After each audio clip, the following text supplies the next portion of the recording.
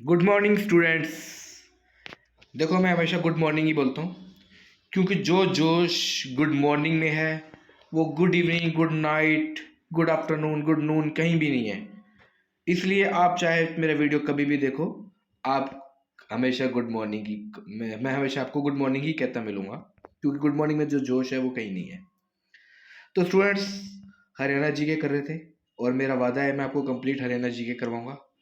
तो ज़्यादा से ज़्यादा सब्सक्राइबर्स को जोड़ने की कोशिश कीजिए मेरे इन वीडियोस के साथ। और सब्सक्राइबर्स होंगे, मैं आपके लिए अच्छे अच्छे वीडियोस बनाता रहूँगा।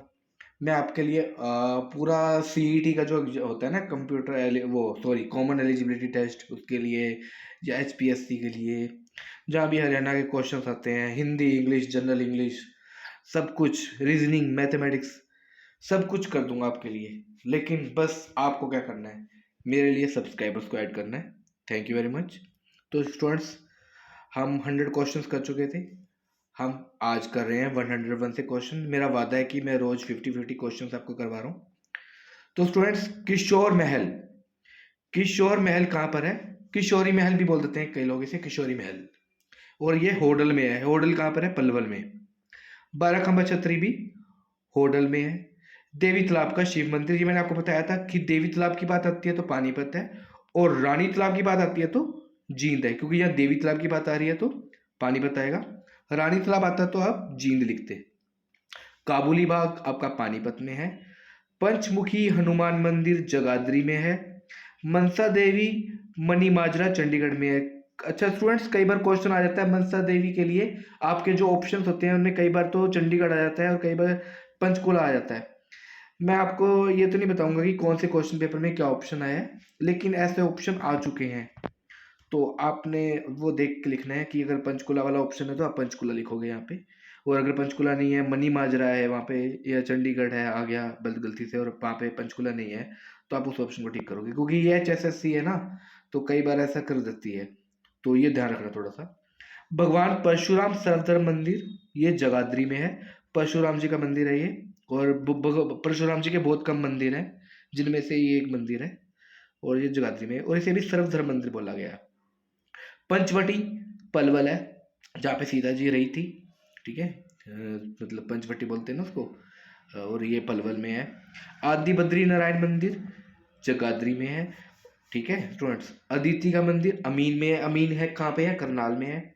दऊ जी का मंदिर बंचारी गांव में है, ठीक है। ठाकुर द्वारा कुतानी गांव में है। घंटेश्वर मंदिर रेवाड़ी में है। शिव मंदिर किलोई गांव रोहतक में है। गीता मंदिर पुंडरीक में है। राधेश्याम मंदिर पुंडरीक में है। पुंडरीक कहाँ पर है? कैथल में है। सराय अलावर्दी मस्जिद आपकी गुड़गांव में है, बहुत इंपॉर्टेंट है स्टूडेंट्स, पूछे जाते हैं ये। शिवालय डीगल गांव रोहतक में है। हनुमान मंदिर कैथल में है। कपि स्थल भी बोल देते हैं हम ना कैथल को, इसलिए हनुमान भी, कपि के कौन थे? हनुमान जी थे। शीशे वाली मस्जिद हमारी रोहतक में है। लाल मस्जिद हमारी रोहतक में है। दीनी मस्जिद रोहतक में है। शिव मंदिर भागवत विलेज महेंद्रगढ़ में है। रूड़मल मंदिर बेरी जज्जर में, बहुत ही इंपॉर्टेंट मंदिर है स्टूडेंट्स, ये पूछा जाता है रूड़मल मंदिर कहाँ पर है? बेरी जज्जर में है। चोर गुम्बद हमारी नारनौल में है, और सलारगंज गेट पानीपत में है। मीताथल विलेज आपका भिवानी में है, ये हमारा बहुत इंपॉर्टेंट है, ये पूछा जाता है कई बार, मीताथल विलेज कहाँ पर है? भिवानी में है, ठीक है। तो स्टूडेंट्स, ये जो प्लेसेस है ना, आपसे जनरली पूछे जाते हैं कि कौन सा प्लेस किस डिस्ट्रिक्ट में है, ये बहुत पूछे जाते हैं, और हम कंफ्यूज हो जाते हैं कि कौन सा प्लेस कौन सी डिस्ट्रिक्ट में है, ये हमें पता होना चाहिए।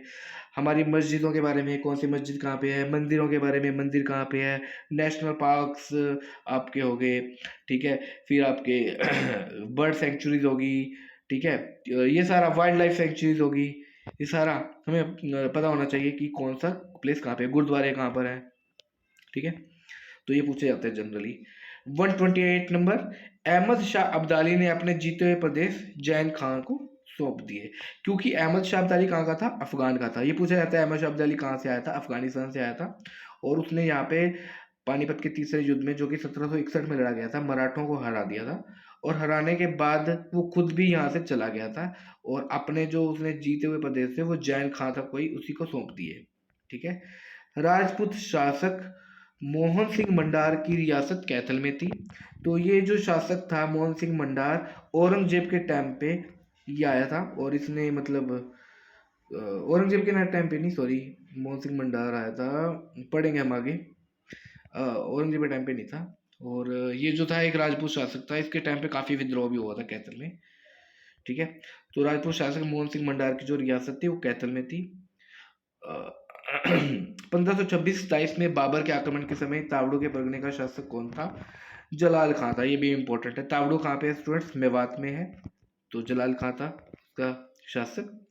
मराठों ने हरियाणा पर कभी अधिकार किया? 1756-57 में। ये भी ध्यान रखना, 1756-57 में मराठों ने हरियाणा पर अधिकार कर लिया था। और 1761 में मराठों को किसने हरा के भगा दिया था? अहमद शाह अब्दाली ने 1761 में, पानीपत के तीसरे युद्ध में। श्री कृष्ण संग्रहालय कहाँ पर है? कुरुक्षेत्र में है।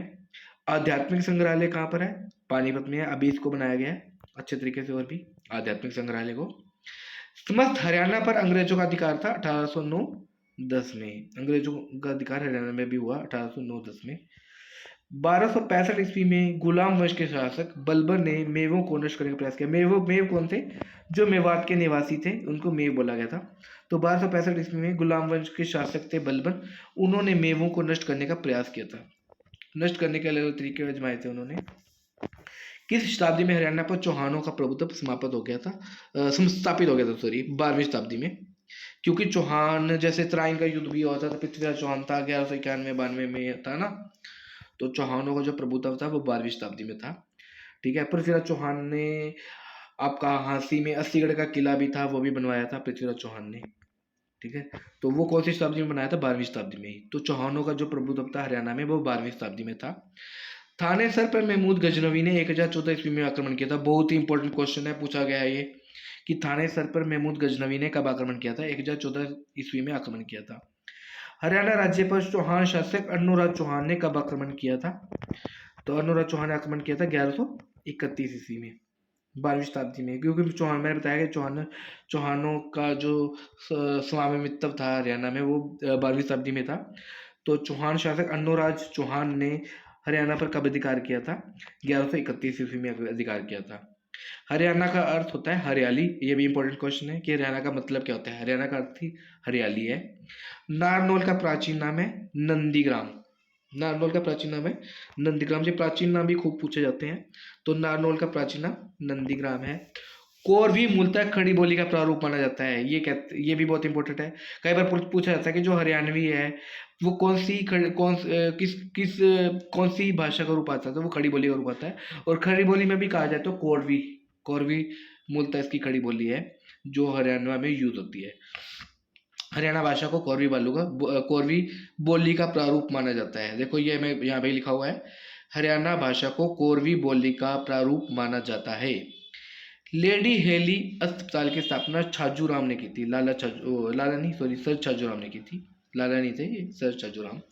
तो लेडी हेली अस्पताल की स्थापना छाजू राम ने की थी। इंपॉर्टेंट क्वेश्चन है ये भी।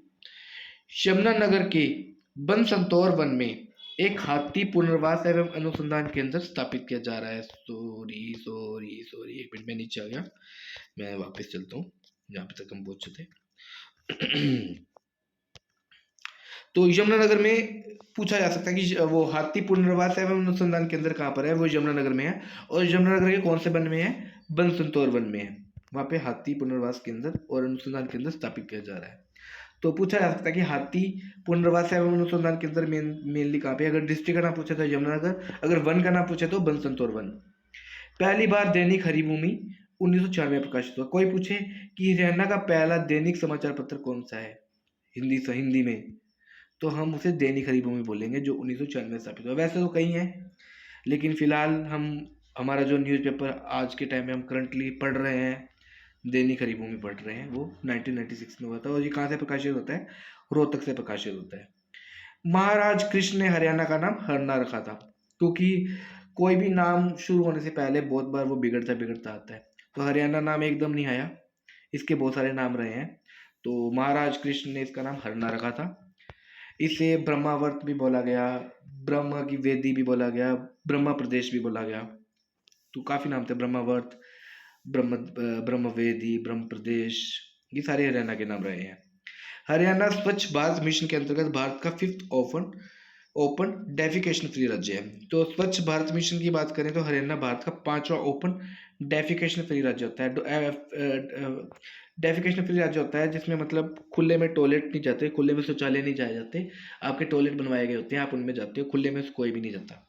तो हरियाणा इस तरह का 5वां राज्य बन गया जिसमें कोई भी खुले में, पहले जाते थे ना जंगल में चले जाते थे मतलब, तो अब नहीं जाते। ठीक है, अब टॉयलेट्स हैं वहाँ पे जाते हैं। पर्यावरण प्रशिक्षण संस्थान हमारा गुरुग्राम में है। ठीक है, ये पर्यावरण से रिलेटेड प्रशिक्षण देता है ये संस्थान कि कैसे पर्यावरण को सुरक्षित रखा जाए, तो गुरुग्राम में है ये संस्थान। ऑपरेटर सिटी हमारा यमुनानगर है। Rajiv Gandhi thermal power project Hisar में है, बहुत ही इंपॉर्टेंट है, ये पूछा गया है कई बार कि Rajiv Gandhi thermal power project कहाँ पे है, हिसार में है। ठीक है, तो स्टूडेंट्स आज के लिए हम इतना ही पढ़ते हैं, क्योंकि मेरा वादा है कि मैं रोज़ 50 वीडियोस बनाऊंगा। तो अगर कोई गलती हो गई हो तो मुझे माफ़ करना। Thank you very much.